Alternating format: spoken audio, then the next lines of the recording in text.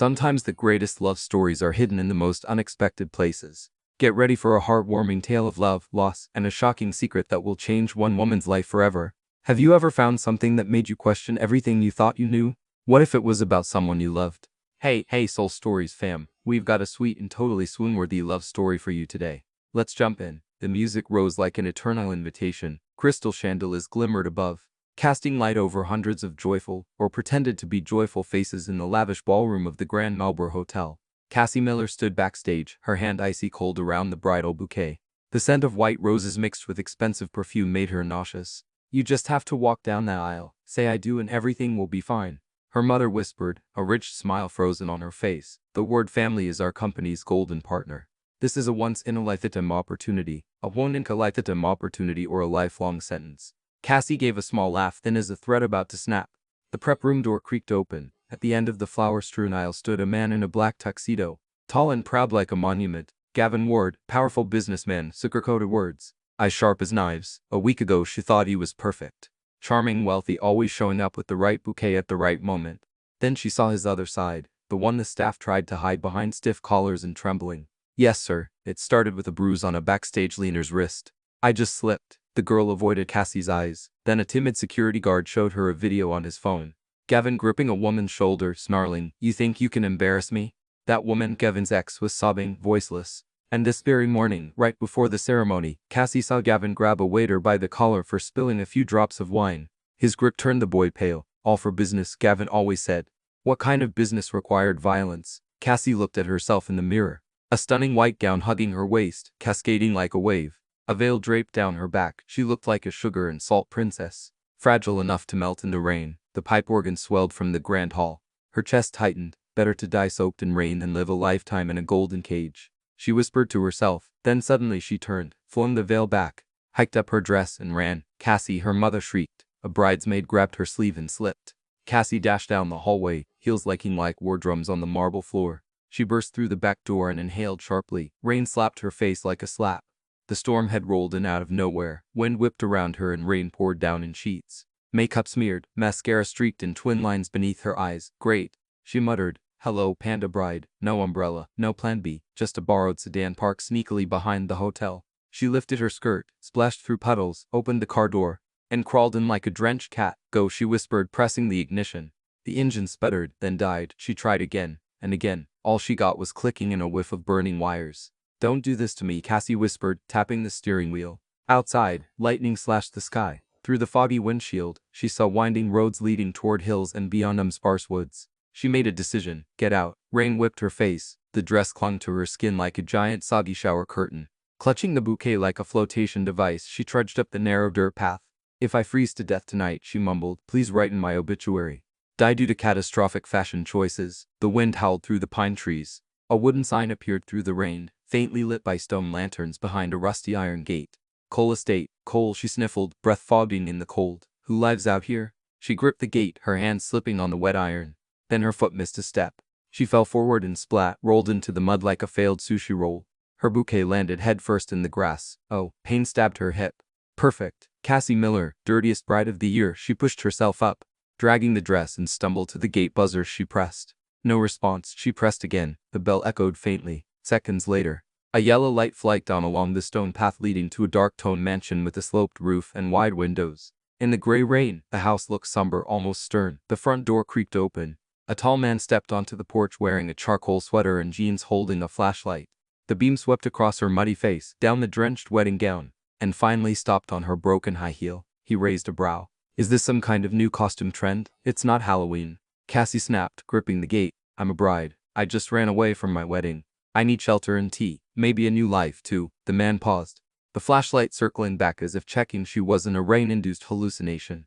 "Are you drunk?" "Only on life," Cassie said, lifting her chin with what dignity she had left. "I'll explain." After I stopped shivering, he exhaled slowly, then pressed a button. The iron gate creaked open. "Come in," he said, voice low and weary. "Follow the stone path. Watch the steps." Cassie stumbled forward, her every step squelching with water. The porch was wide, dark wood gleaming, coat hooks on the wall, and a doormat that looked ready to sue her for offending its fibers. The man pointed. "Shoes." She obediently sat, tugging off her mud-soaked heels. The broken heel thunked onto the floor. Sorry, she said, voice shaky but eyes sparkling with sarcasm. I just lost a battle with gravity. He glanced at the shoe, then her, then the muddy trail. Wait here. He disappeared. She heard a cabinet open, caught the scent of clean fabric and warm wood. He returned with a large towel and a black hoodie. Thanks. She grabbed the towel and wrapped it around her shoulders, warmth blooming across her back. He placed the hoodies on a chair, then looked her in the eye. Dark, deep, unnervingly calm, like a lake that kept its secrets. What's your name? Cassie. Cassie Miller, she swallowed. And you? Evan. He replied shortly. Evan Cole. Cole. Cassie glanced around. A wide hallway, a stone fireplace, black and white art, and bookshelves reaching the ceiling. The house was almost too tidy, like its owner couldn't tolerate a single speck of dust. Warm, elegant, but understated. Not a ranch, not a normal person's house if she were honest. Listen, Evan, she began, tightening the towel. I know this sounds insane, but my fiancé Gavin Ward isn't a good man. He hurts people. He choked his ex. He mistreats his staff. I couldn't marry someone like that just to secure a family alliance. So I ran, and this guy decided to dump a bucket over my head for dramatic effect. Evan listened silently, his hands in his pockets, his shoulders slightly hunched as if he were shielding himself without showing it. At the word hurts, his jaw tightened barely. Are you going to report him? He asked. I will tomorrow. She sighed. But tonight I just need a place to stay one night. I'm not dangerous, not armed, unless you count a ruined bouquet as a psychological weapon. He tilted his head at the wilted bouquet in her arms. Weapon of mass emotional destruction. Exactly. Cassie gave a tired chuckle. Especially on feelings. He stood quiet a beat longer, measuring something only he could see. Rain tapped steadily on the windows. Finally, he nodded, voice low but firm. One night you leave in the morning. A dry pause passed. Cassie pouted, then pushed back. One night's not enough. I need at least a week to recover emotionally. Evan raised an eyebrow. A week? Okay, 3 days or 2.5. I'm an excellent negotiator. She winked, hunting for humor in her still quivering throat. His mouth twitched slightly, like a man unfamiliar with smiling but considering it. One night. He repeated, and I'll call a mechanic first thing. You're an angel. Cassie hugged the bouquet tighter, a reflex clutch of a drowning person grabbing a lifeline. A grumpy angel, but still an angel. Don't promote me too fast. He turned, gesturing. Living rooms to the left. Get warm. Don't soak the rug and toss those poor shoes in the trash. Cassie saluted, nearly slipping before grabbing a chair. Oops, I'm good. The living room was warm, a small fire crackling in the stone fireplace. On the table sat an electric kettle and some peppermint tea eggs. Cassie let the towel fall and gazed at the flames like they were a miracle. She closed her eyes for a second, feeling her shoulders drop a level. Lighter. Do you need to call anyone? Evan asked from the doorway. A pillar of chilly air. On a day like this, Cassie opened her eyes and laughed hoarsely. I don't want to hear my mom yelling. I'll text my best friend after I look human again. Evan nodded, handed her a cordless landline phone. Your cell lost during the escape. Probably swimming somewhere in the parking lot. She rattled the phone, falling silent. In that hush, the rain sounded like a blanket wrapping the world. Evan, she called as he turned to go. He paused. Thank you. Cassie said, no longer smiling. I know I'm a soaked mess of a person, but thank you for opening the door. His gaze softened half a degree. Don't make me regret it. I'll try. She shrugged, pulling the hoodie toward her. And I promise not to attack your interior design again. Evan disappeared. The door clicked shut. Cassie stood still, listening to his footsteps fade down the hall. She exhaled so deeply her chest felt hollow. Then she laid the ruined bouquet on the table, unpinned the veil, and began undoing the waterlogged hair clips. Outside, the storm still roared. Inside, the fire whispered, between a cancelled wedding and an unknown morning. Cassie smiled faintly. She had fled a gilded cage only to land on the porch of a stranger with eyes like a midnight lake. One night, he'd said, a week, she bargained. The truth would make its own deal. But tonight, all she needed was warmth and a cup of peppermint tea. And maybe, just maybe, the tiniest new beginning hidden somewhere in the sound of the rain. Soft morning light filtered through the thick curtains, scattering warm rays across the living room rug. Cassie stirred on the oversized sofa, Heaven's black hoodie swallowing her whole. The lingering warmth from the fireplace made it feel like she had just dreamed a strange dream. The escape, the storm, the mansion, a grumpy man. But no, it wasn't a dream. The scent of freshly roasted coffee reached her nose, and footsteps, steady unhurried, were drawing near. Cassie opened her eyes. Evan stood at the doorway, clad in a charcoal gray sweater, holding a mug of coffee, in contrast to the cozy warmth around her. His gaze was sharp and cold like a polished blade. Leave, he said flatly, placing the mug on the table. Cassie sat bolt upright, hair a tangled mess, eyes wide. Leave? Where? Home. Back to your world. I don't run a bed and breakfast for runaway brides, he said, tone hard as oak, unyielding. Final. Cassie narrowed her eyes, flipping her hair back with forced composure. Home? Huh? You expect me to walk back into that wedding hall, face my furious mother and say sorry for bailing mid-downpour? Shall we pick up where we left off? That's your business. Evan replied, arms crossed, gaze like ice. But not mine. Grab your things and go. Cassie bit her lip, then cleared her throat as if preparing for a grand speech. Dear cranky host, there are a few minor reasons why I temporarily can't leave. Evan raised an eyebrow, waiting first. Cassie held up a finger. My car's dead. It quit on me the moment it realized I was trying to run away. I think it's secretly loyal to Gavin now. Call a mechanic. My phone's also dead. She held up an empty hand and gave it a little shake for emphasis. It probably ran off with my broken keyed shoe for a honeymoon. Evan remained silent, brow twitching ever so slightly. Cassie pressed on. And as you can see, it's raining again. If you toss me out now, that's practically murder of a poor, helpless, homeless bride. That last line came out with a trembling voice and deliberately glistening eyes. Oh, sorry if she had to say so herself. Evan let out a long sigh, somewhere between exasperated and defeated. You talk too much. Thank you. Cassie beamed like she just won Miss Congeniality. He rubbed his temple, then muttered, fine. A few days until the car's fixed. No longer. Cassie exhaled in relief, nearly leaping with joy, but she composed herself quickly, nodding with the grace of someone signing a peace treaty. Deal. I won't be any trouble, but Cassie Miller in no trouble. Don't belong in the same sentence. Less than an hour later, she showed up at the stables behind the estate. Last night's storm had left muddy puddles everywhere, and the wooden fences were still damp. Wrapped in a borrowed raincoat, clutching a broom, Cassie marched in like she belonged. Hello, handsome boys, she greeted cheerfully, despite her stomach churning at the mix of hay and animal scent.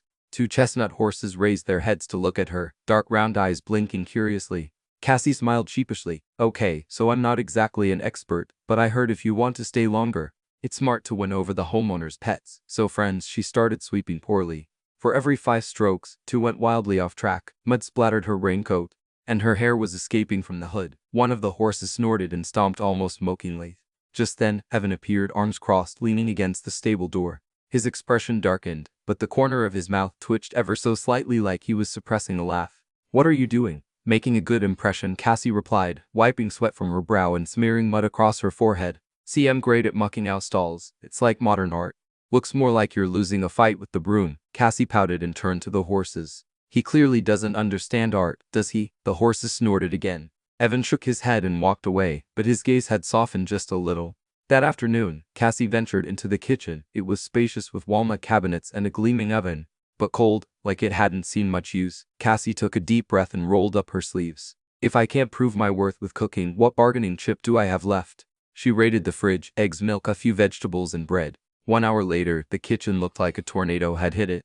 Flour on the floor, a scorched frying pan, and a plate of heart-shaped scrambled eggs that looked more like abstract blobs. Just as she proudly lifted the plate, Evan walked in. He surveyed the war zone. Flour-coated floor, Cassie with a streak of batter on her cheek, clutching a spatula like a weapon. Are you trying to destroy my house? He asked coldly. Nope, I'm saving it with flavor, Cassie said breezily, holding out the eggs. Taste this. I guarantee no one's ever cooked you a burnt heart breakfast quite like this. Evan hesitated. The scowl lingered on his face, but in the end, he took a fork and tried a small bite. A few seconds of silence passed. Not bad, he muttered, setting the fork down. Cassie lit up like she'd won an Oscar. See, I'm useful. If you let me stay a few more days, I can make more exclusive delicacies like this. Don't tempt me with culinary sabotage, Evan said, shaking his head.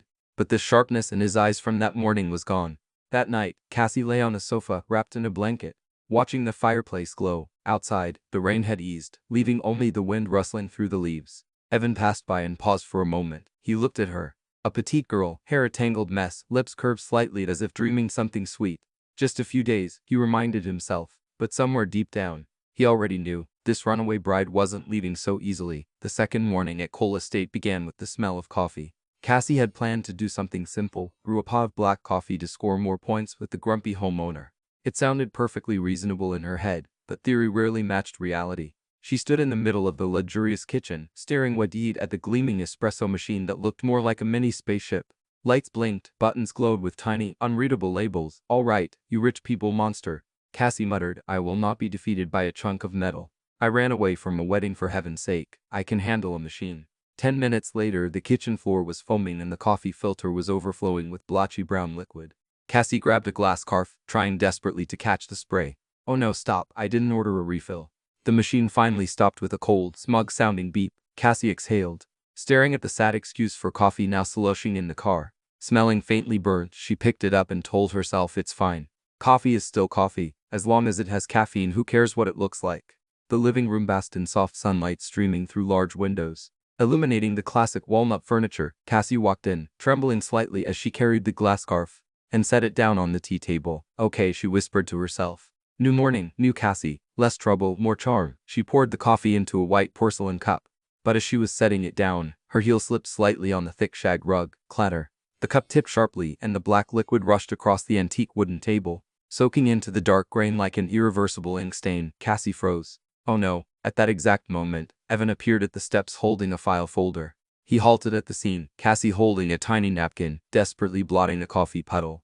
The size of Europe. His eyes went glacial. What did you just do? Cassie smiled sheepishly and held up the napkin. I'm introducing modern art. Look, looks like an old map. That's the Atlantic Ocean right there. Evan strode over, set down his files, and pulled out a much larger towel, cleaning the table with surgical precision. So precise, Cassie felt like a certified disaster in comparison. This table is an 18th century antique. He gritted out.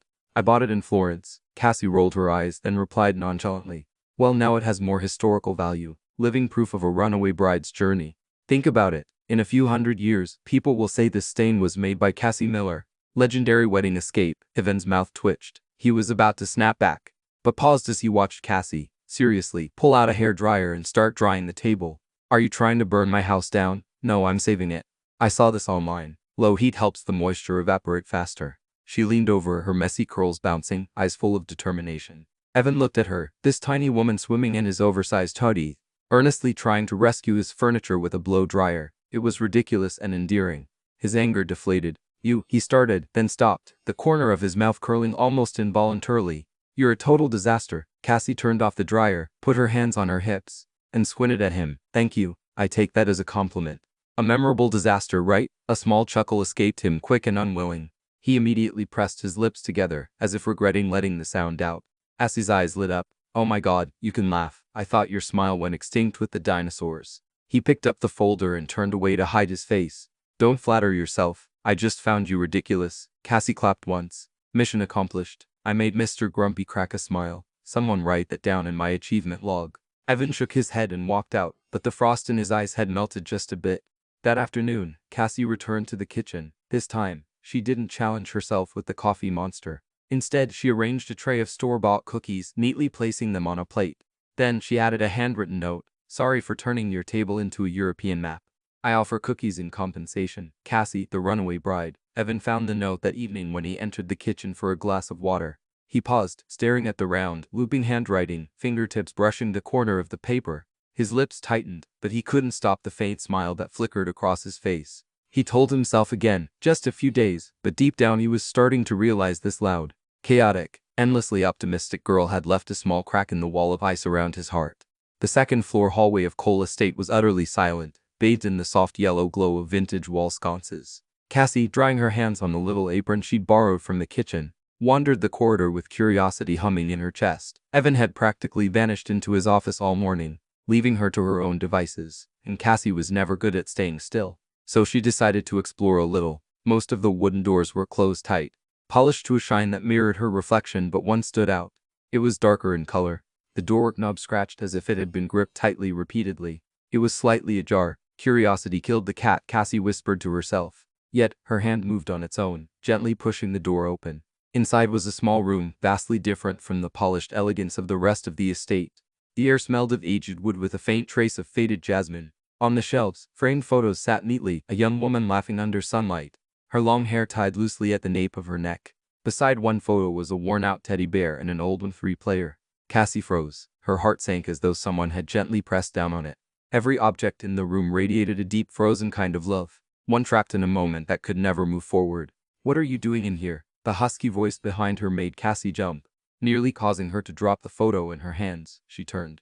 Evan stood at the threshold, face shadowed, his eyes cold and sharp as a mountain in winter. Cassie stammered, then sighed. I'm sorry. The door was open. I couldn't resist. He stepped inside and closed the door, his posture rigid as a wall. His eyes fell on the photo of the young woman. For a brief moment, all the coldness melted, replaced by a sorrow that ran deep and silent. My sister, he said quietly. Sophia. Cassie stood still, hugging the picture frame to her chest like it might shatter. I was too busy with work, Evan continued, his voice rough with restraint. She called me and wanted me to pick her up, but I was late. The accident happened. I didn't make it in time. I couldn't protect her. He sat down in a chair by the window, his hands curling into fists. Shadows fell across his face, making the veins on the back of his hand stand out. I let ambition take the one thing I truly cared about. His words came low and hoarse. What was left for me to hold on to after that? I gave everything up, walked away from it all, just to hide inside this shell. Cassie stood quietly, heart tightening. She realized she was seeing a different Evan. Not the cold, closed-off man, but someone imprisoned by grief. She gently placed the photo back on the shelf, then walked over and sat across from him. For a few seconds, she said nothing, only looked at him with quiet understanding. Finally, she offered a soft smile, almost hesitant, as if afraid even a smile might hurt him. You know, I think if you keep holding on to this pain, the wrinkles on your forehead might actually sue you. Evan blinked. Startled. Seriously, Cassie continued, resting her chin on her palm. I could represent them in court.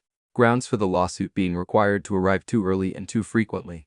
Damages claimed 1 full bottle of anti-aging cream, and just like that, the thick silence cracked. The corner of Evan's mouth twitched. A short, genuine laugh escaped, deep, growly, and completely unrestrained. Cassie's eyes widened, surprised. Then she smiled. Aha, I heard it. Evan Cole can laugh. Who would have thought? He shook his head, but the laughter hadn't quite faded from his eyes. You are such a menace. True, but a useful menace. Cassie shrugged. If a dumb joke can make you laugh, I'll tell 1,000 more. Evan looked at her and his gaze softened. For a fleeting moment, Cassie felt like the room grew a little warmer, like Sophia somewhere was smiling with them. He turned away, voice low. Don't come in here again. I'm not ready. Okay. Cassie nodded, rising to her feet. But before opening the door, she said gently, when you are ready, I'll be here, not to replace anyone. Just to remind you that you can still laugh. Evan didn't respond. But behind her, he closed his eyes and let out a long, slow breath, and for the first time in years, the weight of his grief lifted just a little. Morning mist still clung to the old pine tree surrounding Cole Estate, and a chilly breeze slipped through the wide windows. Cassie woke up on the familiar sofa, stretching out, her messy brown curls bouncing as she yawned. Her face was fresh and cheerful until she spotted Evan's tall figure standing at the living room doorway. Arms crossed, his eyes had darkened like a storm cloud about to burst. It's time for you to leave, he said, voice low and even. Neither loud nor harsh, but with an unshakable finality. Cassie blinked a few times, then pouted. Why are you so cruel? Haven't you noticed I've completely bonded with your pets? If I leave now, they might spiral into depression. Evan stayed silent, as if weighing whether to physically toss her out the front gate or call a vet to assess the mental health of his animals. Cassie continued, not missing a beat. You should have seen it yesterday. Your gray cat fell asleep on my legs. That proves I have animal therapy powers. And your black dog, he licked my hand, then wagged his tail like he was doing the samba. If I disappear, I'm pretty sure he'll be so heartbroken he'll file a lawsuit in pet court. The corner of Evan's mouth twitched. He turned away to hide the fleeting smile. But Cassie had already caught it. Ha, you smiled. That's strong evidence I'm allowed to stay, she said triumphantly. Evan took a deep breath, turned back, eyes narrowed in mourning.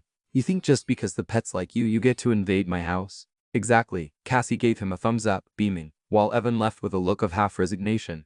Cassie darted straight to the kitchen. For her, this place was a battlefield, but one she was willing to die on. Last time she had turned the kitchen into a map of Europe with spilled coffee. Today she planned to make amends. She opened the fridge and found flour, eggs, milk, and some dark chocolate. Perfect. This is going to be a masterpiece.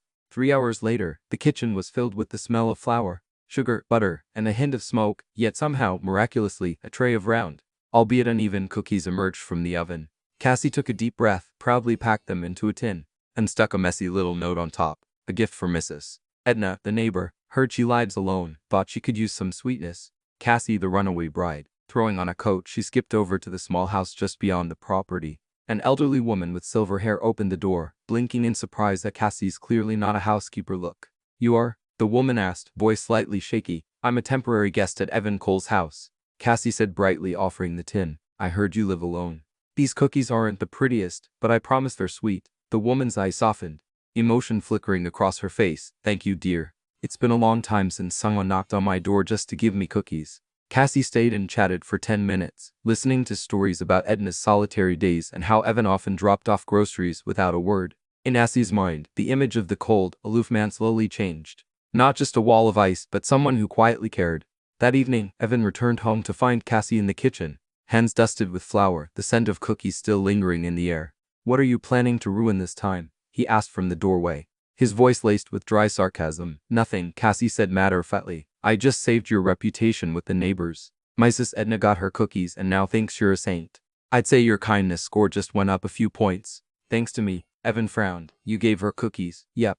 and she was really happy. You know, sometimes showing you care doesn't take money, just a little flour and sugar. Cassie winked. He stared at her, eyes darkening slightly. Clearly, he wasn't used to people inserting themselves into his quiet, disciplined life, but instead of anger there was something else, confusion. Maybe a kind of vulnerability that flickered across his face, like he had no idea how to handle someone who broke into the spaces he kept tightly locked. With a quiet sigh, he dropped his keys on the table. Fine, stay. Cassie blinked, unsure if she'd heard him right. Stay for real. But don't read into it, he added, voice lower now as his eyes held hers. This is temporary. And he paused, tone firm. Don't step into my life. Cassie tilted her head, a small smile curving her lips. Too late. Evan Cole. I already have. That night, Cassie lay on the sofa, hugging a soft pillow, watching the fire crackle in the hearth. She thought of the stories Edna had shared, of Sophia's memory room, and of Evan's quiet confession that ambition had cost him the one thing he held dear. Outside, the wind whispered through the trees. Inside her chest, Cassie felt something warm and unfamiliar. She wasn't just running away anymore, she might have just found a place to pause, to breathe, even if the grumpy homeowner hadn't realized it yet. Elsewhere, just down the hallway, Evan stood still, watching her through the slightly cracked door. That small, messy girl, so loud, so chaotic, had somehow made his cold house feel alive. He curled his fingers into a loose fist and told himself again, just a few days, but deep down he knew, once Cassie Miller walked in, no wall would ever be enough to keep her out. Morning at Cole Estate was so quiet. Cassie felt like she'd woken up inside a giant oil painting. Mist drifting lazily across the pine trees, distant hills bathed in pale sunlight. In the midst of this peaceful scene, she sat curled up on the sofa, wrapped in Evan's oversized hoodie, her messy brown curls sticking out, legs tucked under a blanket. It was all perfectly calm until Evan showed up. He stood in the doorway, tall and solid, a dark sweater hugging his broad shoulders, his eyes so deep and black that they seemed to bring the chill of the morning fog with him. Cassie's heart jumped, not from fear, but from the way he looked at her, like someone caught stealing peace from a place it didn't belong. It's time for you to leave, Evan said, voice low and final, like a verdict handed down without appeal. Cassie raised her brows, clutching the pillow like an invisible shield. Leave already. I haven't even tried all the teas in your kitchen yet. This isn't a hotel, he said coldly. Pack your things. Cassie took a deep breath, then pouted like a kid being forced to eat vegetables. Haven't you noticed I've bonded with your pets? If I leave now, they might fall into a deep depression. Evan frowned. That's a ridiculous excuse. It's not, Cassie insisted, eyes wide and sparkly. The gray cat slept on my legs last night. Clearly I've been promoted to official pillow. And your black dog? He licked my hand and wagged his tail like he was doing the haya. If I vanish, I swear he'll see you in pet court. Evan's mouth twitched as if he was struggling not to laugh. He turned away, grumbling, You're unbelievably annoying. Thank you. I take that as a compliment. Cassie replied cheerfully, determined to prove her usefulness. Cassie sneaked into the kitchen. Last time, she turned it into a coffee disaster zone. This time she was going to redeem herself. She found flour, eggs, butter, and decided to make cookies. They say the way to a man's heart is through his stomach, she muttered as she stirred the dough messily, and if not his heart, maybe at least his fridge. An hour later, the kitchen smelled of flour and faint smoke. Cassie coughed through the haze, but eventually managed to pull a tray of slightly deformed round cookies from the oven. She panted triumphantly, packed them into a tin, and carried them off like a war trophy to the elderly neighbor Mrs. Edna had mentioned the day before. When she knocked on the small cottage door, an old woman with silver hair peeked out, eyes filled with surprise. And you are? The woman asked gently. I'm staying at Evans for a bit, Cassie said with a bright smile, holding out the tin. I heard you live alone, so I brought something sweet. Homemade cookies, shapes are a little artistic. The woman's eyes softened with emotion. Thank you, dear. It's been so long since anyone knocked just to bring me cookies. Cassie sat and chatted for a while, listening as Edna shared memories of living alone, and how Evan occasionally dropped off groceries without ever staying to talk. Cassie's heart warmed. That cold, closed-off man, maybe he wasn't made of ice after all. When Cassie returned, Evan was already in the kitchen, arms crossed. The scent of cookies still lingered in the air. What did you destroy this time? He asked, his tone somewhere between stern and weary. Nothing. I just improved your reputation. Cassie said matter-of-factly. Mrs. Edna got her cookies and said, You're a kind soul. Your kindness rating just skyrocketed thanks to me. Evan frowned. You brought her cookies? Yep, and she was really happy. Sometimes caring isn't about money. It's about flour and sugar. Cassie winked. He looked at her, something uncertain flickering in his eyes, like he wasn't used to someone reaching into the part of him he tried to hide. Finally he sighed. Fine, you can stay, but only for a few days. Cassie lit up, eyes sparkling like she just won the lottery. Amazing. I promise not to be too much trouble, unless you count breathing as a disturbance. Evan turned away, shaking his head. Don't step into my life. The words sounded like a steel wall slamming shut, but this time, Cassie didn't joke. She was quiet for a moment, then said softly, voice unexpectedly gentle, thank you for letting me stay. I know you don't like being bothered, but honestly I don't know where else to go. It feels like the whole world slammed its door in my face. Evan stopped mid-step. Her words hit him straight in the chest. Cassie lowered her gaze, clutching the hem of the chodi, her smile faint, eyes vulnerable. You don't know what this means to me. Without you, I'd probably still be wandering outside, soaked and hopeless, so, thank you. Evan turned his face away to hide his expression, but something inside him tightened. Since losing Sophia, he hadn't let anyone get close enough to touch his loneliness. And yet somehow this chaotic girl had done it with a single sentence. Get some sleep, he said quietly, his voice no longer sharp. The sky will clear tomorrow. Cassie looked at him, a soft smile forming. She thought to herself, too late, Evan Cole. I'm already in. Still following the story. If this story found you outside of Soul Stories, we invite you home to where every touching tale begins with truth, hope and heart. That morning, Cassie woke up alone in the massive echoing house. Evan had left early, leaving behind an unfamiliar silence. She stood by the living room window, gazing out at the misty yard where a few horses were peacefully grazing. Definitely a ranch owner, she murmured, lips curling into a smile. Who else wakes up this early if not to feed horses, check fences, and count acres? She chuckled to herself, threw on Evan's oversized hoodies, and began another expedition around the house. For Cassie, curiosity was practically a vital organ. One door caught her attention, a narrow wooden one leading downward. Intrigued, she pushed it open. A spiral staircase descended into dim yellow light, biting her lip. Heart racing, she whispered, what if this is where he hides treasure or bodies? Hey, I shouldn't rule anything out. Reaching the bottom, Cassie froze. A full wine cellar stretched out before her, its stone walls chilled and lined with vintage racks. Hundreds of bottles filled the wooden shelves, each label glowing under the soft light. Names she'd only heard in movies, some likely worth more than a car. Oh my God, she breathed, eyes wide. This isn't a wine cellar. This is a mini museum. What kind of regular ranch owner has this? She tiptoed over, picked up a bottle, butchered the French name under her breath, and shook it gently. Maybe he's a smuggler or an undercover spy. What are you doing down here? A deep voice startled her so badly she almost dropped the bottle. Evan stood at the foot of the stairs, his silhouette stretched across the cold stone floor. I was just exploring, Cassie said quickly, setting the bottle back. What are you hiding down here? Don't tell me you're an international assassin. Something flickered in Evan's eyes, then vanished, replaced by his usual chill. He walked forward, grabbed a glass, and poured a drink with cool precision. Just wine. Some people collect it. Cassie raised a brow, arms crossed. Some people maybe, but you, most folks keep a couple of bottles in the kitchen. You've got a 5-star hotel's worth. Not exactly subtle. He took a slow sip. Offering no response, his shoulders subtly stiffened, like invisible armor settling into place. Cassie tilted her head, eyes sparkling. Let me guess, you were a brilliant engineer who invented something insane, sold the company for a fortune, and after a tragedy, you dropped it all and disappeared. Evan placed the glass down and looked at her. For a moment, there was confusion, surprise even, in his gaze, but he said coldly, think what you want, or maybe you're the heir to a huge ranch empire. Rich since your great-grandfather's time. After some heartbreak, you decided to get out of the business world and hide out here. She continued confidently. See, I'm good at this. The corner of Evan's mouth twitched like he was halfway between laughing and sighing. He turned away, returning the bottle to its place. Cassie narrowed her eyes. Triumphant. Aha, you didn't deny it. That means I got at least half of it right. I'll keep your secret. I promise. Unless someone bribes me with a truckload of cupcakes. Evan let out a short, low chuckle and quickly turned his back. That night, they shared a simple dinner. Cassie had made slightly burnt scrambled eggs and tomato salad. Cassie, of course, continued her interrogation between bites. You know, Evan, you're not dangerous. You're just a man who once wanted too much and lost something precious. Now, you've chosen a quiet life. Honestly, I find that kind of admirable. He paused mid-bite, looking up at her. There was a flicker of surprise in his eyes. Cassie didn't see him as someone to be feared, just a broken man trying to keep going. Resting her chin on her hand, she broke the heaviness with a grin.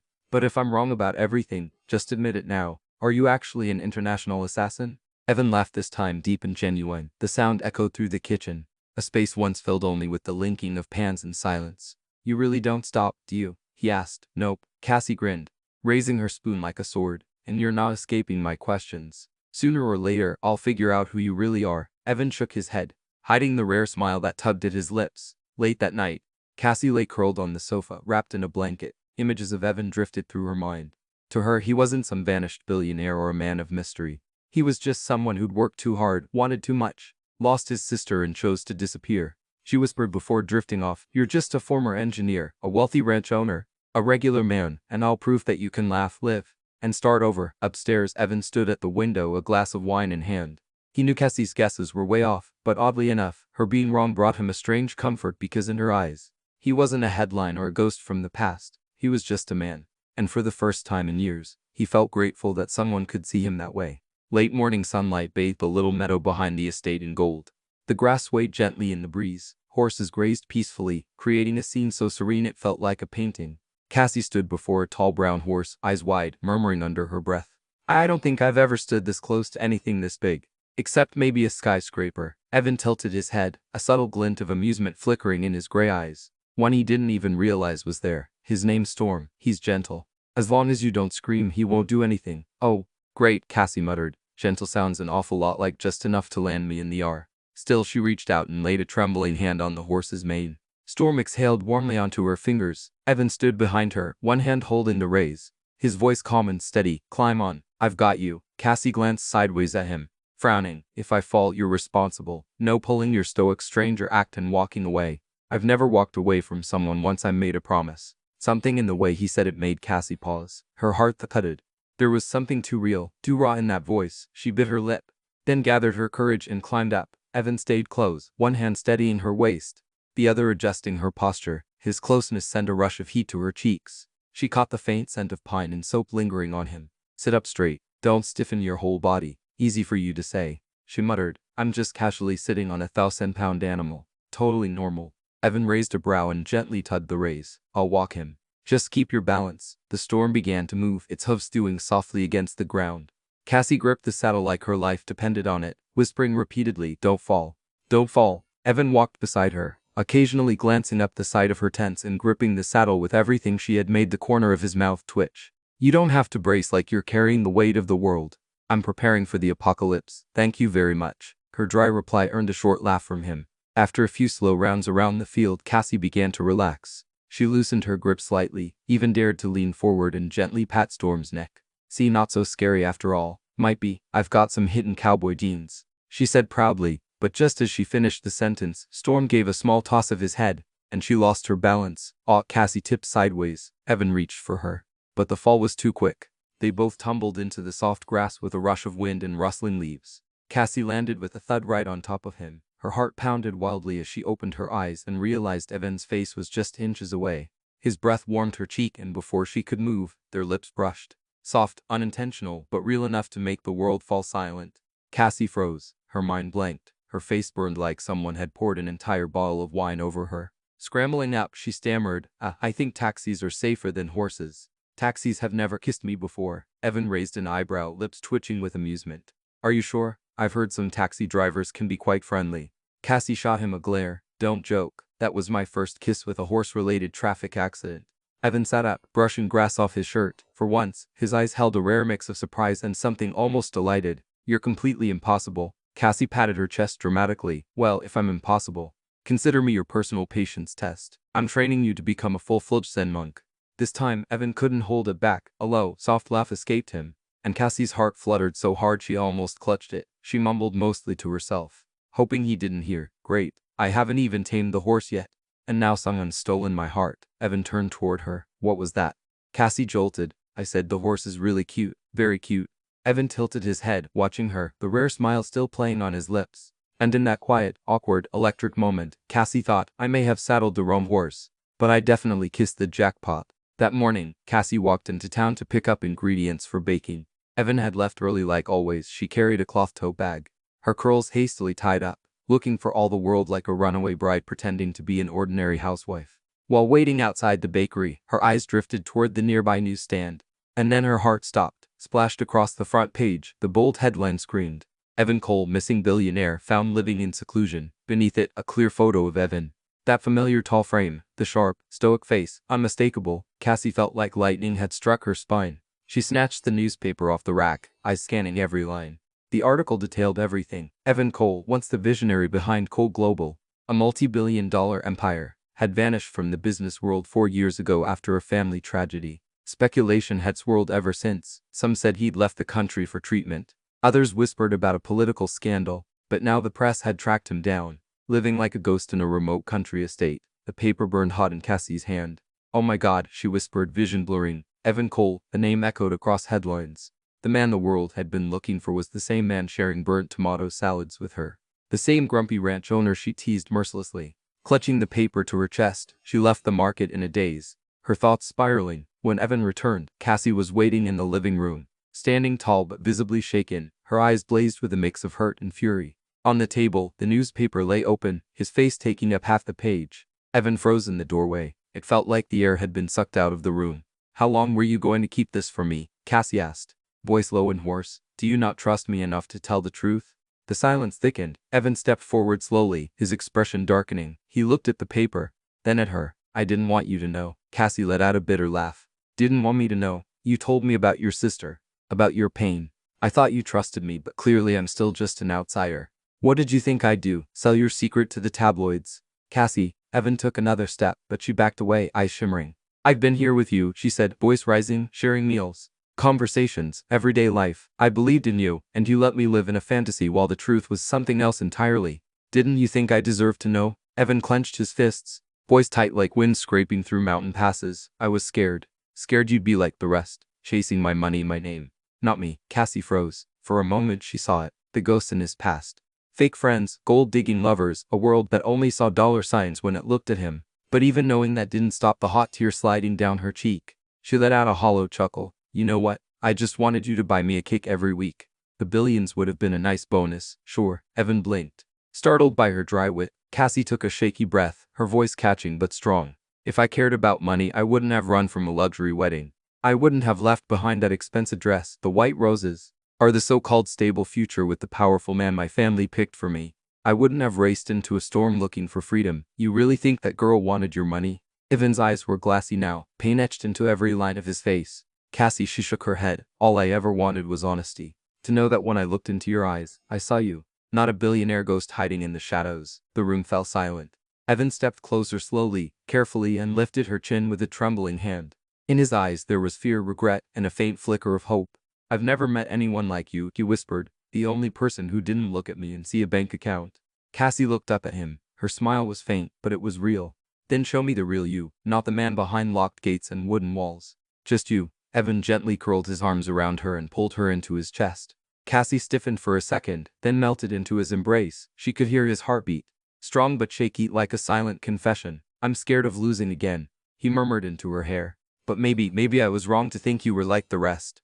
Cassie closed her eyes, resting her head against his shoulder. "You were definitely wrong. I don't need a fortune, just don't forget the cake." Evan chuckled softly, the sound a mix of bittersweetness and something lighter. That night, Cassie lay curled up on the couch, but everything felt different.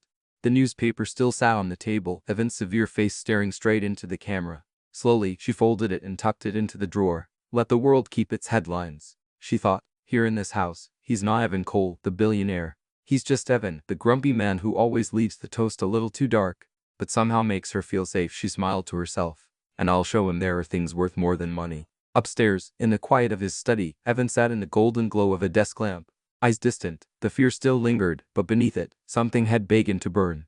A flicker, a spark Cassie had lit without even trying, and for the first time in years, Evan Cole didn't feel quite so alone. The storm that struck wasn't from the sky. It came printed in bold ink across the morning newspaper. "Runaway bride Cassie Miller hiding out at a reclusive ranch." Just below the headline was a grainy photo of Cassie, her wedding dress caked in mud, captured as she collapsed on the roadside the day she fled. Next to it was a blurry image of Evan caught at the ranch gate as he welcomed her in.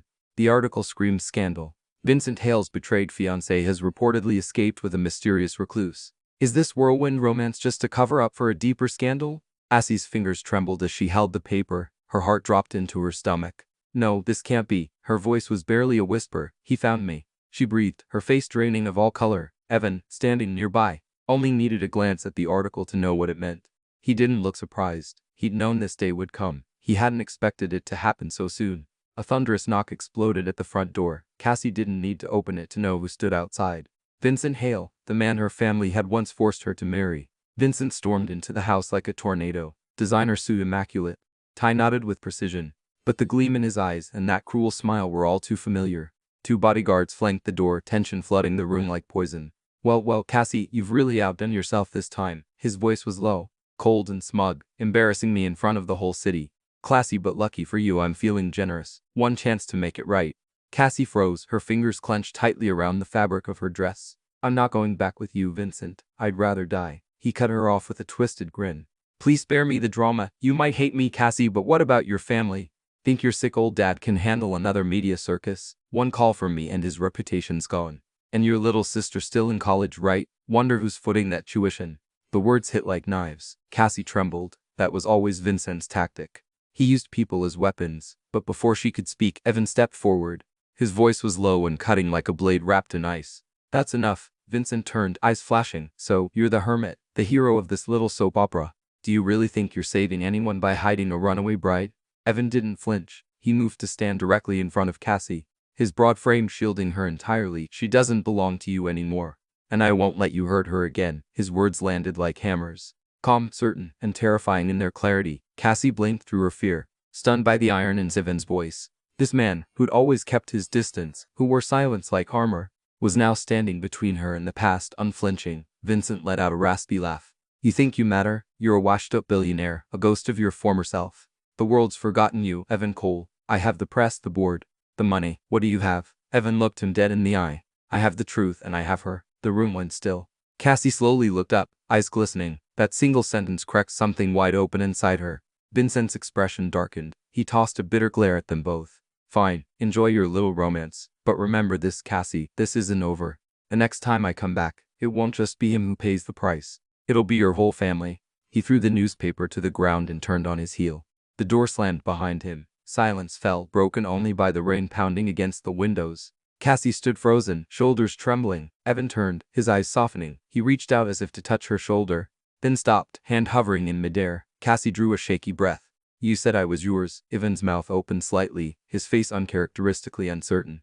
He cleared his throat. I didn't want him thinking you were alone. She met his gaze, eyes sharp even through the tears. So now I'm your fake girlfriend.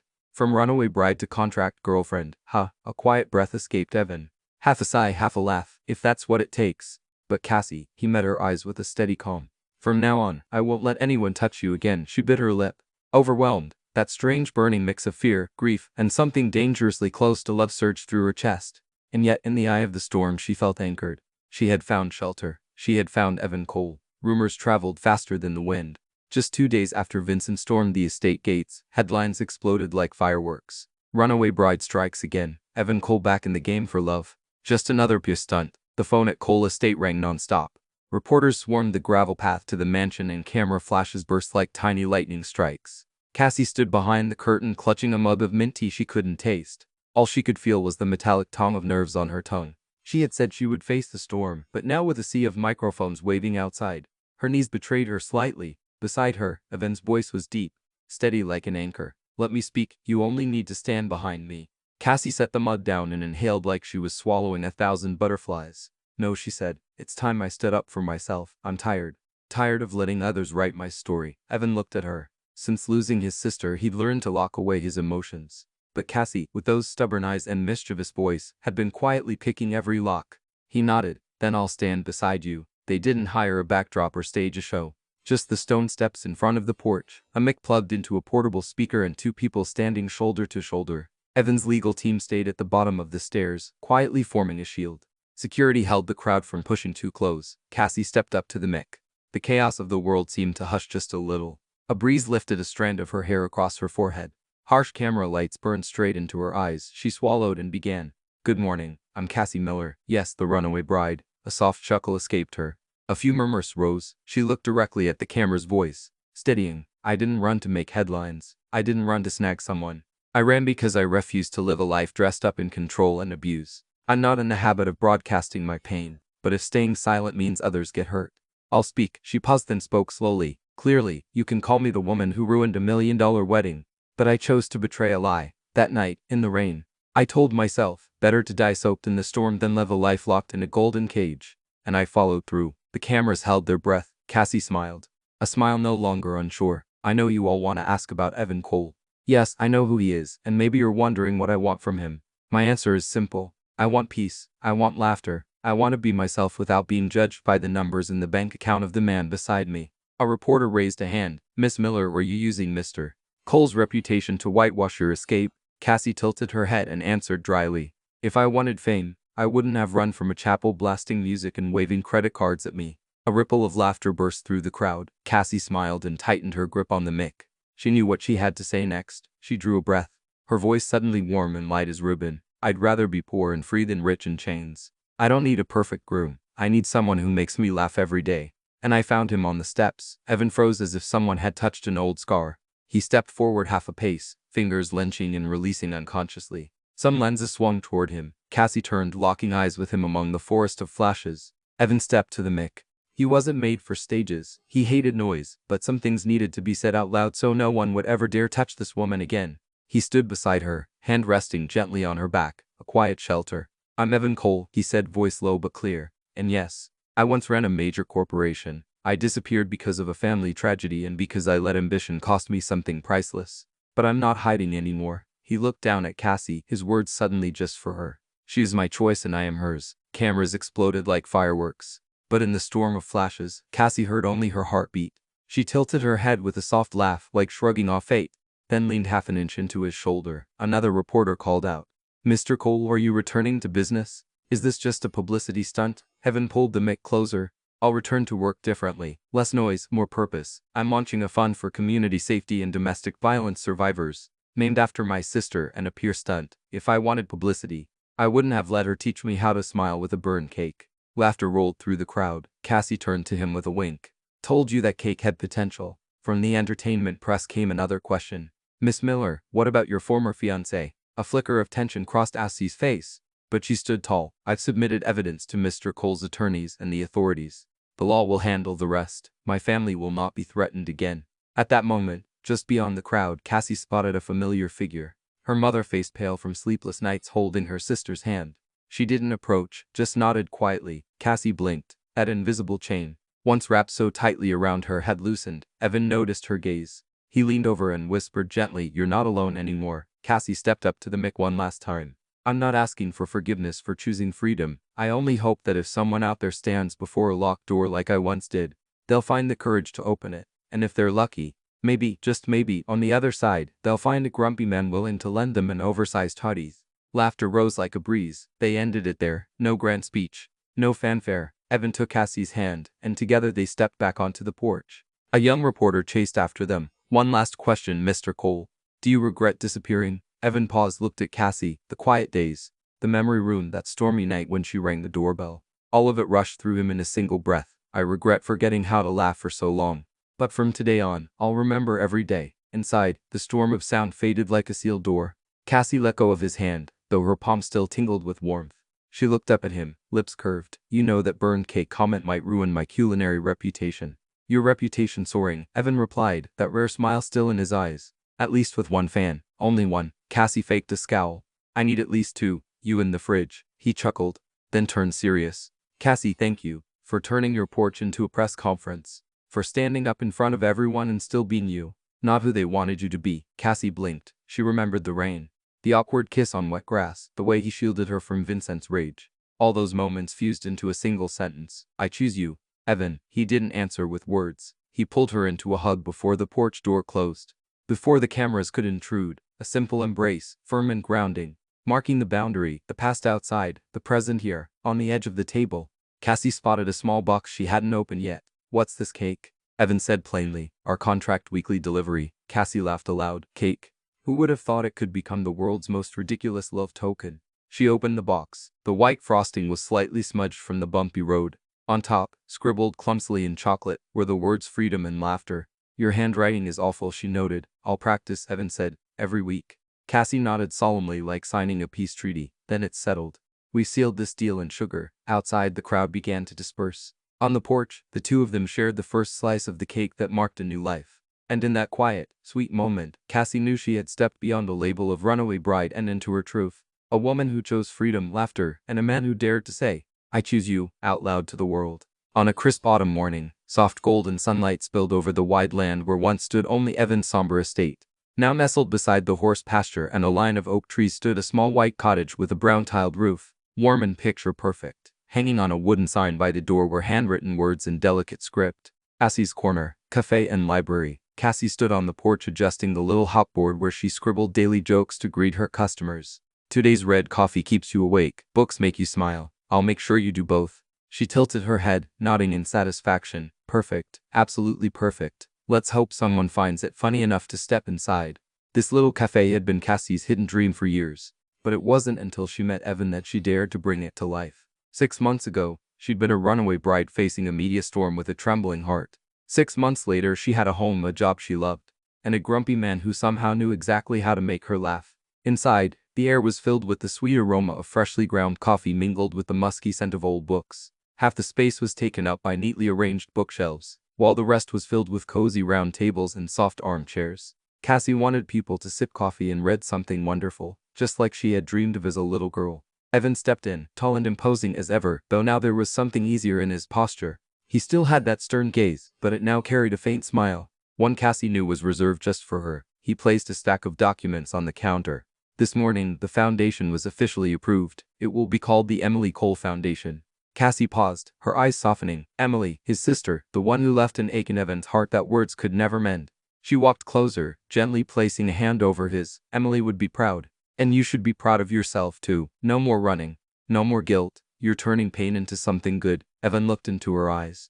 Without you, Cassie, I'd still be buried in that room. You dragged me out with all your noise and ridiculous persistence. Cassie laughed and nudged his shoulder. You make it sound like I'm some relentless mosquito. You are, he said, deadpan, though his mouth twitched at the corners. The only mosquito I'd never swat away. That made her blush. But deep down her heart glowed. By afternoon, the cafe welcomed its first guests. Neighbors and friends from around the area. Cassie bustled about, serving coffee, laughing and chatting. Evan stood quietly in the background, occasionally fixing a wobbly chair or fetching extra water. Mr. Cole, an elderly man, clapped him on the shoulder. You've been smiling more since Cassie showed up. We don't see you as the grumpy boss anymore. Evan just nodded, but his eyes followed Cassie as she knelt by a group of children choosing comic books. In that moment, he knew the old man was right. Cassie had changed everything. Late that night, with the guest gone, Cassie sank into the rocking chair on the porch. A cup of hot cocoa in hand, Evan beside her in silence. His presence, as always, was steady, comforting, and the air was cool, and the sound of crickets was in the distance. Cassie leaned her head back, half joking, half serious. Hey, Evan, what if one day I decide to run away again? Will you chase after me? Evan turned to her, a rare teasing spark in his eyes. Number, I won't let you run in the first place. Cassie pouted. Oh really? What if I'm faster than you? He leaned closer, his voice a low murmur. Cassie, you are my home. People don't run away from home, and I'll never let myself lose you. Cassie was quiet for a beat, then smiled. You know, I used to think happiness was diamonds and extravagant parties. Now I realize it just begins with a single laugh. Evan wrapped an arm around her, pulling her close. Then keep laughing so I'll always have a reason to keep you. Cassie chuckled, but this time tears sparkled in her eyes. The next morning, the houtboard outside bore a new quote from Cassie. Love is like coffee. Sometimes bitter, sometimes sweet, but always wakes you up to who you really need. And just below it, in firmer handwriting, was an added line Evan had secretly scribbled. And I only need Cassie, with a weekly slice of burnt cake. Cassie read it and burst out laughing, but her heart was so warm. It didn't need a single extra grain of sugar in her morning coffee. As the sunrise bathed the little cafe in gold, laughter echoed through the air.